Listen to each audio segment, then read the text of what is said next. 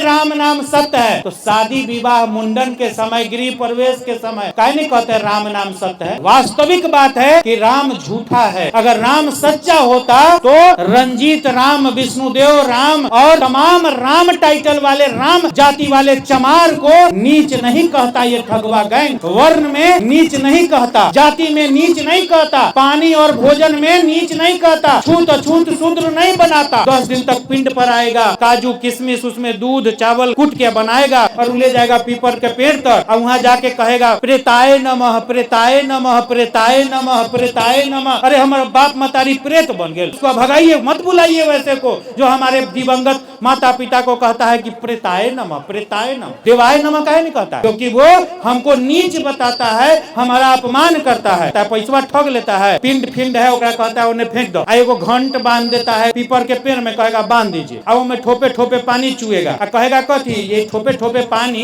वो मृतक के कंठ में चल गए। ये कसूर हमारा है, उस ठगवा गैंग का नहीं है। हम मानते हैं, हम उसको बुलाते हैं, इसलिए वो आता है और हमको ठग के ले जाता है। वो तो खुद खुल्लम खुल्ला कहता है ऐसा व्यापार है जिसमें मांगने परोसने प्रचार करने की जरूरत नहीं पड़ती है। लोग खुद बुलाते हैं, पैर पूजा करते हैं और चढ़ाना भी देते हैं। जिंदा कोई गया नहीं, मरने के बाद कोई आया नहीं, तो बताया कौन कि स्वर्ग क्या होता है, नरक क्या होता है? जिस माँ ने मुझे जन्म दिया, क्या वो भगवान नहीं है? गोबर माटी पत्थर के पूजने से वो भगवान मिल जाता है? जो लाख लात खा रहा है, संवैधानिक अधिकार खत्म हो रहा है, शिक्षा खत्म हो गई, नौकरी खत्म हो गई, फिर भी कहता है कि धर्म को जिंदा रखना है। हम अपने घर में सबसे बड़े ईश्वर, सबसे बड़े देवी देवता माता पिता का सम्मान करेंगे और किसी भी तरह का काल्पनिक देवी देवता, किसी तरह का धार्मिक फसाद के जड़ में हम नहीं जाएंगे, उसका त्याग करेंगे। आप कांवर उठा के चल दिए, आप चार धाम 8 धाम कौन कौन यात्रा करने चल दिए, और माता पिता यहाँ अपमान महसूस कर रहे हैं, माता पिता को गालियां दी जा रही है, माता पिता को सही से भोजन नहीं दिया जा रहा, सही से कपड़ा नहीं दिया जा रहा। हम जाई बारी नु अवई बारी भगवान से आशीर्वाद ले ले। अरे कपूर, क्या कौन भगवान नकली तुमको आशीर्वाद देगा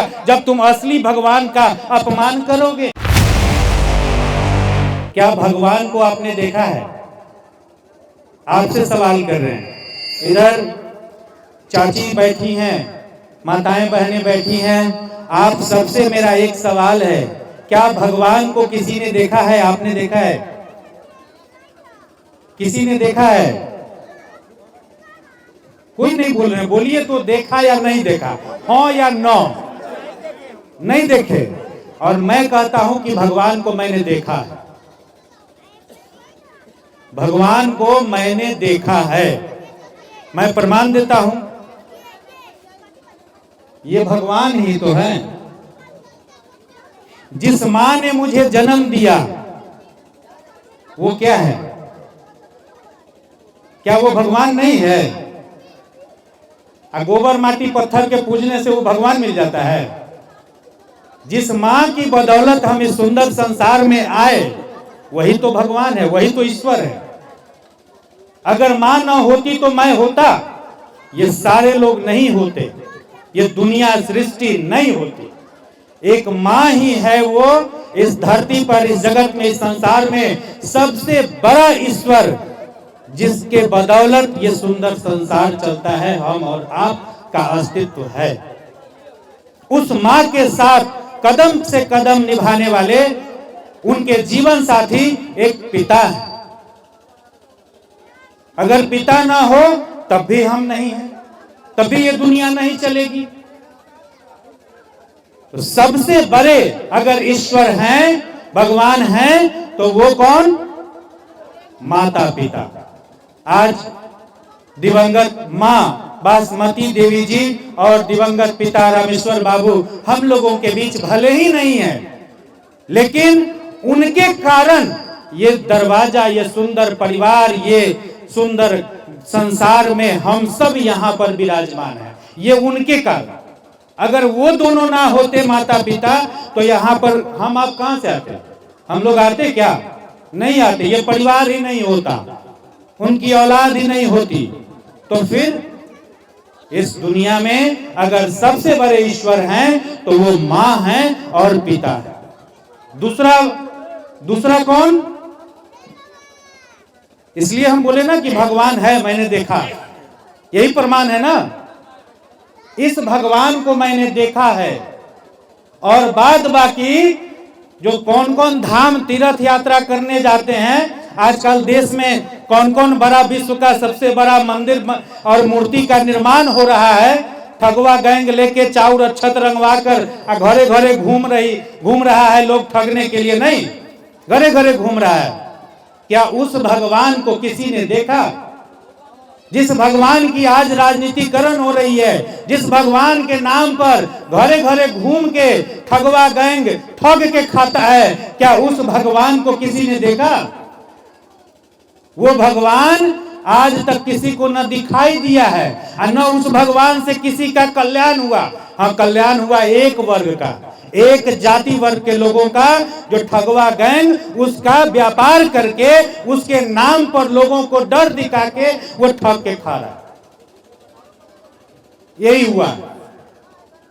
और उसके जो अंधभक्त हैं, खास करके एससी, एसटी, ओबीसी, ईबीसी वर्ग के लोग, जो हिंदुत्व के धर्म के नाम पर ज्यादा नशा और सिर पर ज्यादा मतलब नशा चढ़ा हुआ है, उन लोगों से भी कहना चाहेंगे उनकी स्थिति कैसी है। अंधभक्तों की स्थिति ठीक उस प्रकार है। उस एक वैसी महिला जो उसका पति दिन भर कहीं से घूम के और दारू पी के भांग खा के नशा क के आता है घर में, अब पत्नी को कहता है, दो चार लात भी देता है और दो चार को बढ़िया बढ़िया सुंदर गाली गलौज भी करता है, और तब भी पत्नी कहती है ये हमार परमेश्वर हथी ना। और जिनका लिए आप लोग करते हैं कौन चीज, कौन व्रत करते हैं?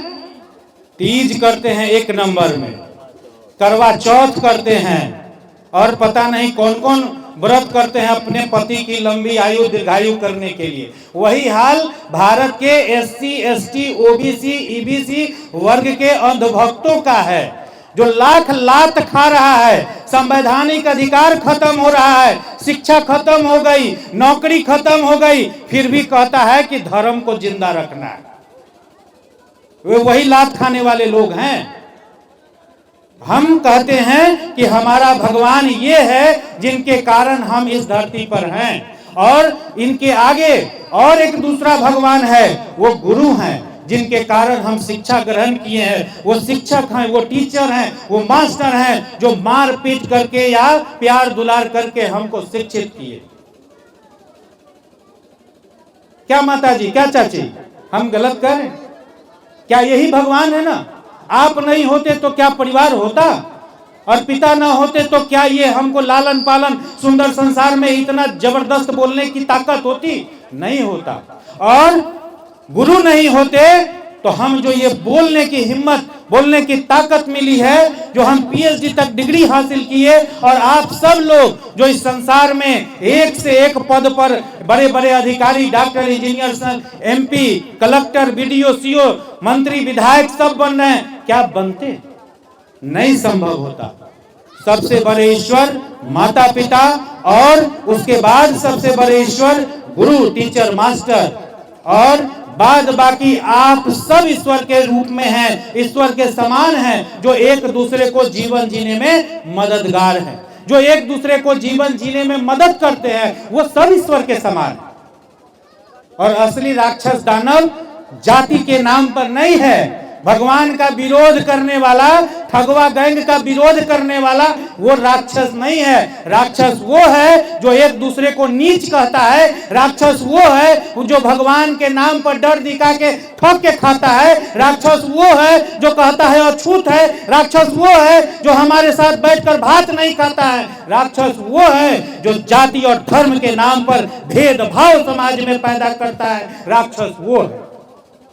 और ये सब भगवान ईश्वर है जो हमारे साथ जीवन जीने में एक दूसरे को मदद करते हैं। ये सब ईश्वर हैं, भगवान। जब बच्चा जन्म लेता है, आप बच्चे को छोड़ दीजिए वहां अकेला, कोई कह सकता है कि ये किस जाति का है, किस धर्म का है? संभव है? कोई बता सकता है उसको?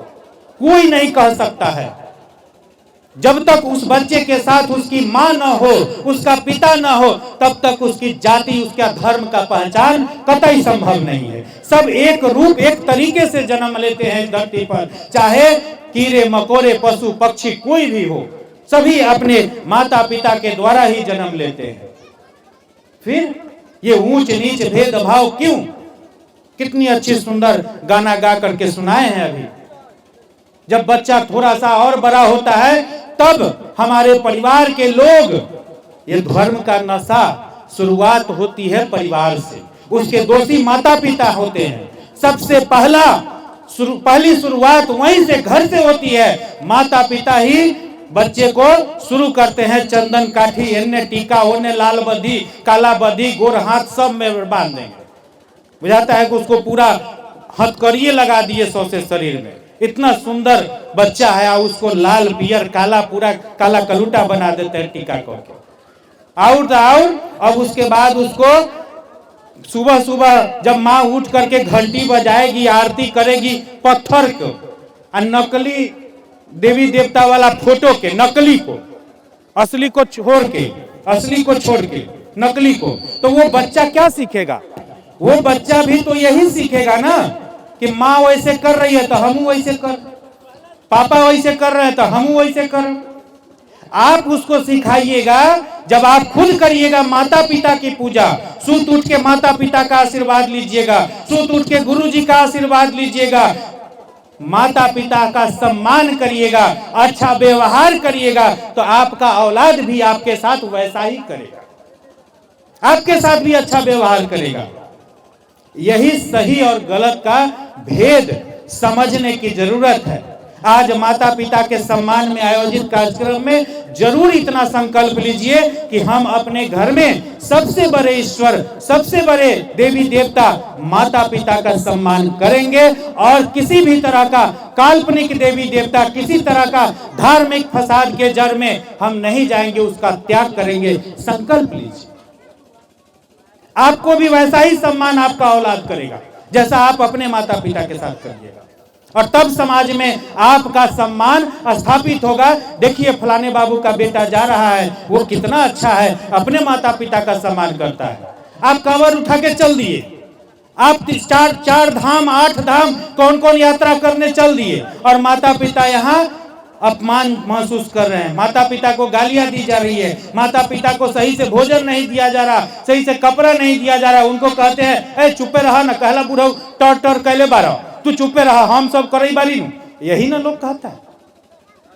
माने बेटा पुतो कहे कि टर टर मत करो, चुपे रह, हम जाई बारी नु, अवई बारी, भगवान से आशीर्वाद ले ले। अरे कपूत, क्या कौन भगवान नकली तुमको आशीर्वाद देगा जब तुम असली भगवान का अपमान करोगे?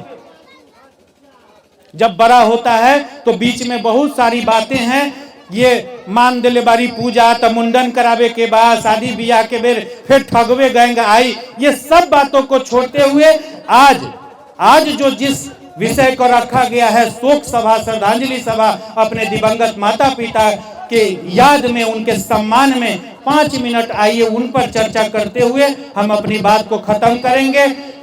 जब हमारे माता पिता, जब असली भगवान है, और जब उनका देहांत होता है, उनका शरीर मृत होता है, तब हम लोग क्या करते हैं? असली और नकली व्यवस्था में क्या है? आज जो यहां हो रहा है, ये असली है या नकली?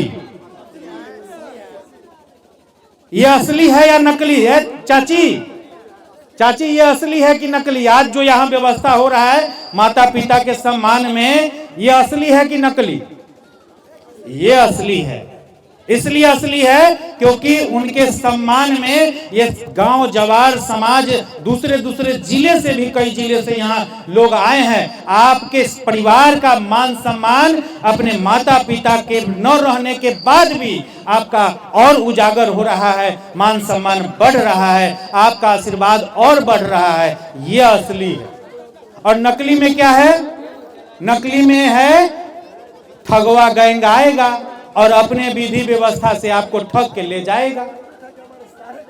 जब मृत्यु क्या है? जिस प्रकार से कोई भी सामान आप नया खरीद के लाते हैं, उस तरह से बच्चा एक नया है, और धीरे धीरे वो पुराना हुआ। फिर क्या हुआ, बूढ़ा हो गया। जब जिस प्रकार गाड़ी का पार्ट्स पुर्जा खराब होने लगता है, एक समय आता है जब वो गाड़ी रिपेयर होने लायक भी नहीं रहता है, वो गाड़ी खत्म कबाड़ा हो जाता है, बेकार हो जाता है। उसी तरह ये शरीर है, शरीर भी धीरे धीरे उसका अंग, एक एक अंग जो है, लीवर, किडनी, हार्ट, हाथ, पैर, आंख, कान, नाक, धीरे धीरे काम करना कमजोर हो जाता है, बंद कर देता है। एक समय, अंतिम समय तब जब आता है जब वो पानी घोंटने, पानी पचाने लायक भी नहीं रहता, शरीर का एक एक अंग बंद हो जाता है, तब उसको हम कहते हैं मर गेलथिन, प्राण निकल गई। प्राण कुछ नहीं निकल के जाता है, इसमें ऐसा कुछ नहीं जो बाहर चला जाएगा, वो अंग काम करना बंद कर देता है, वही मृत्यु कहलाती है। और हमारे लोग तुरंत कहते हैं निकाला निकाला घर से बाहर करो।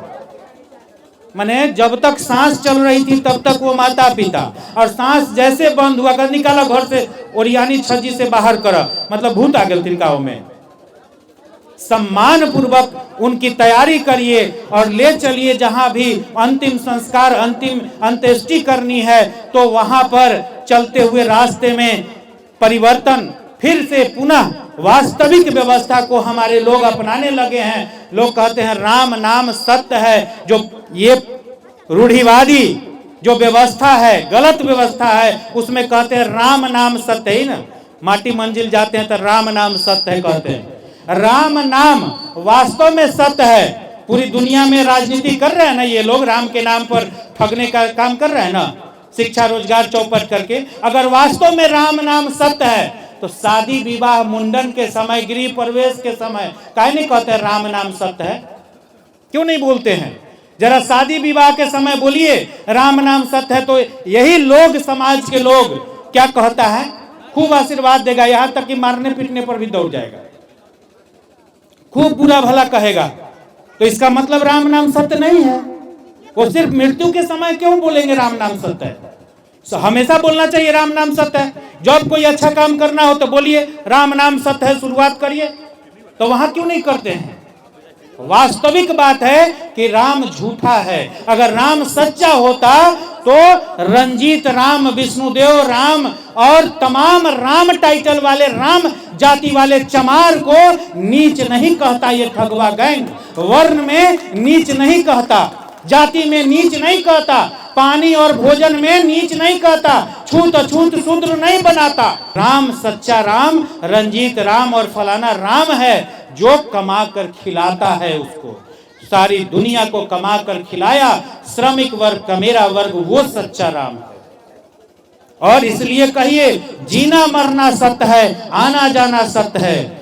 राम नाम सत्य कदापि मत बोलिए। इससे हमारे पूर्वज, हमारे दिवंगत माता पिता, हमारे घर के जो भी सदस्य दिवंगत होते हैं, मृत्यु होते हैं, उनका अपमान होता है। आज से ये बात संकल्प लीजिए, जीवन मृत्यु सत्य है, जीना मरना सत्य है, आना जाना सत्य है, राम नाम सत्य नहीं, झूठा है। ये संकल्प लीजिए। और तब जब वहां चिता में आग लगाते हैं ना, तो उसके पहले क्या करते हैं? मुखाग्नि करते हैं। हमारे समाज के लोग बड़ा मुझ पर ताव देके कहते हैं हम आग दिलिए या ए मुखाग्नि के दल थी ना, तब फलना बदल थी मुखाग्नि, वो अलगे एगो पेन उनके अलग बैठल रहे। मुखाग्नि का क्या मतलब है? जिस माँ, ये बासमती देवी माँ हमारी, ये बासमती देवी अपने बच्चे को जन्म देने के बाद अपने लाडले को, चाहे बेटा हो या बेटी, इस मुंह से लाखों करोड़ों चुम्मा ली होगी कि नहीं ली होगी? क्या सभी माँ अपने बच्चे को चुम्मा लेती हैं कि नहीं लेती हैं? यहाँ तक कि पिता भी लेते हैं, भाई भी लेते हैं। हम लोग भी अपने बच्चे को चुम्मा ले, मेरी भी माता और पिताजी हमको भी चुम्मा लिए, सबके लोग लेते हैं। तो क्या आप बताइए कि जिस मुंह से चुम्मा लिया जाए, जिस मुंह से प्यार दुलार किया जाए, वही औलाद उसी मुंह में आग लगाए, तो यह सम्मान है कि अपमान है? क्या यह सही है? मुंह में आग लगाना एक प्रचलित गाली है। समाज में महिलाएं गाली देती हैं। जब झगड़ा होता है तो महिलाएं कहती है अबे ना मुझौसा, मुंहे में झोंकार दो, मुंहे में आग लगा दो, कहती हैं कि नहीं? महिलाएं कहती हैं। अब एक तरफ वही मुंह में आग लगाना गाली है, मुझौसा कहीं का मुंहे में आग लगा दो, आबे ना मुंहे झोंकार दो, गाली है। और दूसरे तरफ अपने परिवार के जो भी मृत्यु को प्राप्त होते हैं उनको ले जाते हैं तो आप मुंह में आग लगाते हैं, मुंह झोंकारते हैं, यानी आप उनका अपमान करते हैं। यह कतई सम्मानजनक व्यवस्था नहीं है। इसको लात मारिए, इसको छोड़िए। आप उसके जगह चिता में आग लगाइए, लकड़ी में आग लगाइए, जलाना ही ना है, प्रकृति में ही न विलीन करना है। लकड़ी में सामूहिक रूप से सब लोग, परिवार, समाज के सारे लोग मिलकर लकड़ी में आग लगाइए। कोई एक आदमी नहीं लगाएगा, कोई एक आदमी उतरी फुतरी नहीं पहनेगा। लगता है कि सबसे बड़ा अपराधी हुए, और वो आग लगाने के बाद में पहन लेगा एगो उज्जर, जब नहाएगा तो पूरा शरीर बुझाएगा नंगा है, और पहन के अलगे बैठल रहेगा, हरियर करची, खुरपी, चक्कू फेटा में हमें खोस लेगा, अलगे बेचारा बैठल रहेगा। घर के लोग कहेगा सुना अब आज से तोरा प्रणाम केकरो न करे के हो, अरबा अरबाइन खाए के हो, नमक न खाए के हो, तेल मसाला न खाए के हो, एक टाइम खाए के हो। बताइए तो हम मर गए, एक तो हमारे माता पिता मर गए, ऊपर से हमरे अपराधी बना दिया। लगता है हम ही हत्या कैले बारी का, इतना बड़ा सजा। अलगे सुते के होता, अलगे बैठे के होता, जैसे छुआ जाए साथ में बैठम तो। ये अपमानजनक परिवाज है। ये अपमानित करता है हमारे दिवंगत अभिभावक को, दिवंगत माता पिता को, और हमारे समाज को कलंकित करता है। वो ठगवा गैंग का बनाया हुआ ये सब अपमान करने का तरीका है। कैसे SC ST OBC EBC वर्ग के लोग हमारे नीचे रहे, हमारे विधि व्यवस्था में अपमान झेलते रहे, नीचे रहे, और डेराइल रहे ताकि हम ठक ठक के खाइत रह, हमार व्यापार चलते रहे। ये व्यवस्था है। इसको छोड़िए, इसको लात मारिए। कोई उतरी पहनने का नहीं। उतरी का मतलब था, बुद्ध के समय भी था क्या, उत्तराधिकारी। ये जब हमारे गार्जियन, जब इनकी मृत्यु हो गई तो इनके बाद कौन उत्तराधिकारी होगा, तो परिवार में जो सबसे होशियार समझदार होते थे उनको उत्तराधिकारी सौंपा जाता था कि आज से ये परिवार के हर दुख सुख खुशहाली का ख्याल रखेंगे, समाज में मान सम्मान प्रतिष्ठा को कायम रखेंगे। उत्तराधिकारी नियुक्त किया जाता था और पाग बांधा जाता था, पगड़ी जिसको कहते हैं। आज ठगवा गैंग उज्जर पगड़ी बांध के कहता है दक्षिणावा इन्हें दिले जा, इन्हें दिले जा, उन्हें गमछा चढ़ावा, दक्षिणा हमरा दो। ये कौन सा तरीका है? ये ठगने की व्यवस्था। जो असली व्यवस्था था उत्तराधिकारी, मतलब एक राजा मर गए तो उनका बेटा, उनके परिवार का कोई भी दूसरा राजा बनेगा, राजगद्दी पर बैठेगा। ये उत्तराधिकारी होता है, परिवार का मुखिया कहलाता है। ये उत्तरी का व्यवस्था था। उत्तरी का मतलब ही कुछ और बना दिए हमारे समाज में, और ठग के खाने लगा उत्तरी के नाम पर। 10 दिन तक पिंड पर आएगा, काजू किशमिश, उसमें दूध चावल कूट के बनाएगा। वो कीमती चीज खाने के लिए किसी को मिलता नहीं है, और ले जाएगा पीपर के पेड़ तर, और वहां जाके कहेगा प्रेताय नमः, प्रेताय नमः, प्रेताय नमः, प्रेताय नमः। अरे हमारा बाप मतारी प्रेत बन गए, भूत बन गए। उसको भगाइए, मत बुलाइए वैसे को जो हमारे दिवंगत माता पिता को कहता है कि प्रेताय नमः, प्रेताय नमः। देवाय नमः काहे नहीं कहता है? क्या चाची, देवाय नमः काहे नहीं कहता है कि हमार माँ बासमती देवी मृत्यु को प्राप्त हो गई तो अब वो देवता बन गई, देवी बन गई, ऐसा क्यों नहीं कहता है? देवाय नमः, देवाय नमः काहे नहीं कहता है? क्योंकि वो हमको नीच बताता है, हमारा अपमान करता है। और क्या करता है? पैसा ठग लेता है, और वो जो पिंड फिंड है ओकरा कहता है उन्हें फेंक दो, एगो घंट बांध देता है पीपर के पेड़ में, कहेगा बांध दीजिए, और उसमें ठोपे ठोपे पानी चुएगा, और कहेगा कथी ये ठोपे ठोपे पानी वो मृतक के कंठ में चल गए। एक बात बताओ ए बउआ, ये बासमती देवी दादी तोहर मर गेलथिन तो जल गेलथिन कि जिंदा हथिन से बताओ? ये तो जल गई। इनका शरीर, एक बच्चा भी कहेगा ए वो तो आग में जड़ गेलथिन, अब कहाँ हथिन? सब कोई जानते हैं कि वो पंच तत्व में, जो 5 तत्व से यह शरीर है प्रकृति से, वो मृत्यु को प्राप्त मतलब जल गया, जला दिए उसको। भ से भूमि, ग से गगन, व से वायु, वो अकरवा, वो अ से अग्नि, और न से नीर, ये जल। ये 5 तत्व प्रकृति जिसके कारण हम जीवित हैं। अगर एक चीज इसमें से कोई चीज की कमी हो जाएगी तो हम मर जाएंगे, हम जिंदा ही नहीं रहेंगे। तो वो 5 तत्व में विलीन हो गई। फिर वो यहाँ पर जब जल गई तो यहाँ घंट में से ठोपे ठोपे पानी चुएगा। एक बात बताइए, यहाँ चापाकल है, बोरिंग है, यहाँ बोरिंग स्टार्ट कर दीजिए, मोटर चला दीजिए, और वहाँ 2 किलोमीटर दूर वहाँ विष्णुदेव बाबू के जो कॉलेज है, विष्णुदेव राय कॉलेज, वहाँ पर हमर आम के गाछी है। यहाँ बोरिंग चला दीजिए, पाइप उप नहीं लगेगा, तो वहां पानी चल जाना चाहिए, पानी पहुंचेगा? यहाँ के मोटर का पानी पहुंचेगा? कतई नहीं पहुंचेगा, ये सब लोग जानते हैं ना। तो फिर काहे ठगवा के फेर में पड़ल रहते हैं? वो घंट माहे पानी चुएगा तो हमरा माई के कंठ में चल जाएगा, मुंह में चल जाएगा। काहे? का है जब ये पानी वहां न जाई, यहाँ के पानी वो खेतवा में बिना पाइप लगेले, बिना चैनल बनेले न जाई, तो यहाँ घंट में के पानी हमरा माई बाबूजी के ऊपर चल जाए। और वो 10 दिन जो क्रियाक्रम होता है सो होता है, वो एक नियम बनल है कि हर साल आश्विन महीना में आपको और उबिछना है पानी। यहाँ उबछिएगा कटोरा में से, थाली में से, तो हर साले साले उबछिएगा, ओकरा दान दक्षिणा दीजिएगा, पानी उपछाई ओकर फीस। तो वहाँ आपके बाबूजी जो वहाँ होंगे ऊपर में, माई होगी, तो ओकरा कंठ में पानी पियाई हो जाएगा। पानी पी लेंगे? पानी पी लेंगे? कोई बताइए हाथ उठा के, पानी पी लेंगे? संभव है? फिर भी हम ये सब जानते हुए भी, हम सब किसान कमेरा कृषक वर्ग के परिवार से आते हैं, बावजूद हम जानते हैं कि यहाँ का पानी वहाँ व्यवस्था नहीं करने पर नहीं जाएगा, बावजूद इसके हम ठगवा गैंग के चंगुल में फंसे हुए, हमारा समाज फंसा हुआ। ये कितनी बेवकूफी वाली बात है, जाहिलियत वाली बात है, मूर्खता वाली बात है। ये कसूर हमारा है, उस ठगवा गैंग का नहीं है। हम मानते हैं, हम उसको बुलाते हैं, इसलिए वो आता है और हमको ठग के ले जाता है। वो तो खुद खुल्लम खुल्ला कहता है कि ये ऐसा व्यापार है जिसमें मांगने परोसने प्रचार करने की जरूरत नहीं पड़ती है। लोग खुद बुलाते हैं, पैर पूजा करते हैं और चढ़ाना भी देते हैं, तो हमको करने में क्या दिक्कत है? ये उसकी गलती नहीं, हमारे लोगों की गलती है। और उसके बाद फिर आता है बाल मुंडन कराइए।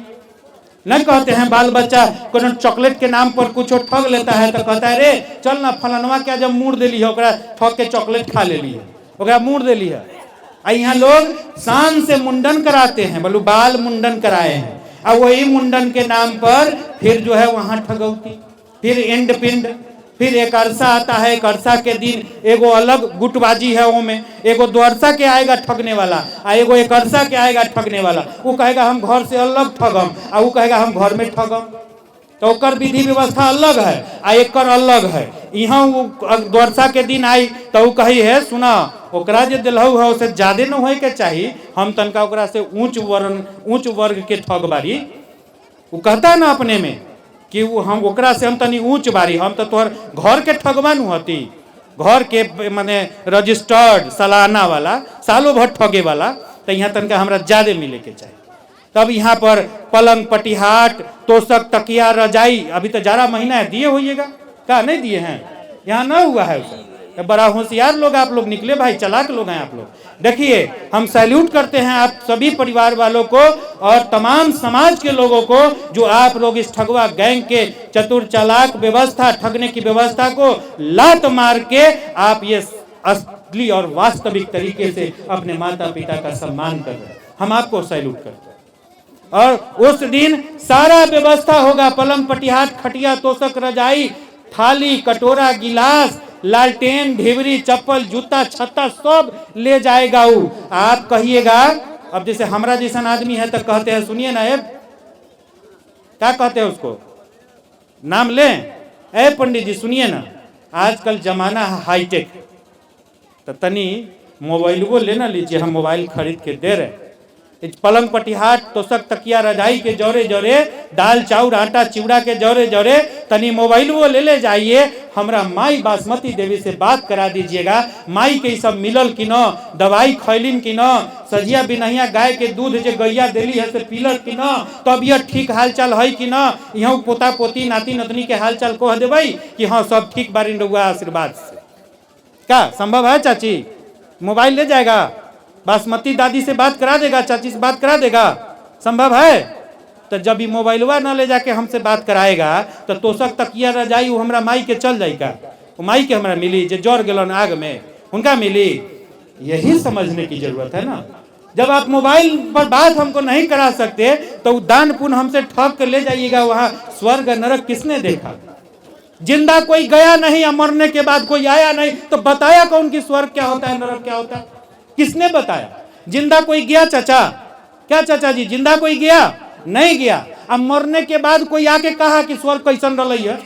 कोई कहबे नहीं किया, कोई आबे नहीं किया, तो स्वर्ग नरक कैसा, कैसा मोक्ष? यही पाखंड, अंधविश्वास, झूठ, फरेब जो हम सब ढो रहे हैं, वो ढोने के लिए नहीं कहता है, जान लीजिए बात। वो तो इतना जागरूक है कि आपके संवैधानिक अधिकार को, आरक्षण को, नौकरी को, शिक्षा को दीमक की तरह चाट गया, धीरे धीरे खोखला कर दिया, खत्म कर दिया। वो इतना चालाक है और आप उसको बुला करके पैर पूजा कर रहे हैं, उसको दान दक्षिणा दे रहे हैं, सुबह सुबह उठ के पाए लागू करते हैं, जतरा पूछते हैं। ये शर्म करना चाहिए हमारे लोगों को जो ऐसा करते हैं। अगर अपने बच्चों के भविष्य को बचाना है तो ये सब व्यवस्था बंद करिए, धर्म कर्म कुकर्म, और अपने बच्चों को शिक्षा के प्रति जागरूक करिए, और तब संविधान बचेगा। जब तक आपका औलाद, हमारा औलाद शिक्षित नहीं होगा, तब तक नहीं बचेगा।